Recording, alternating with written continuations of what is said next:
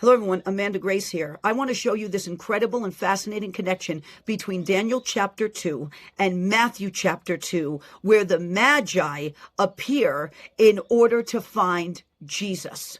Okay, to do this, we're going back to Daniel chapter 2 first. Nebuchadnezzar is king of Babylon at the time. He has a dream.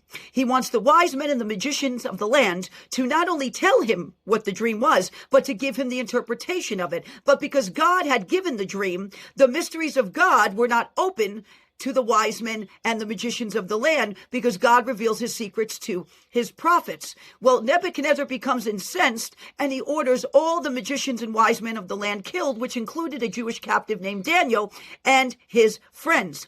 Daniel, in an act of wisdom, asks for time to receive the interpretation of the dream, and he is granted that time. He goes before the Lord. The Lord not only gives him full detail of the dream, but he gives him the interpretation of the dream, which then he hurriedly goes to Nebuchadnezzar, goes before him, discloses it all, floors Nebuchadnezzar, but he does something more important.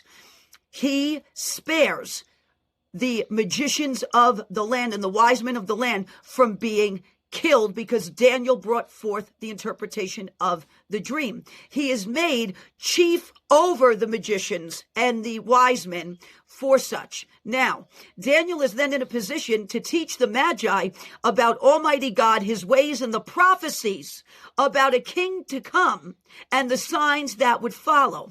These magicians, after witnessing the power of Almighty God, not only through Daniel's interpretation of that dream, but their lives being spared, and also witnessing Shadrach, Meshach, and Abednego be delivered from a fiery furnace by the hand of Almighty God for refusing to bow to a golden idol, they were open to receive what Daniel and his friends had to say.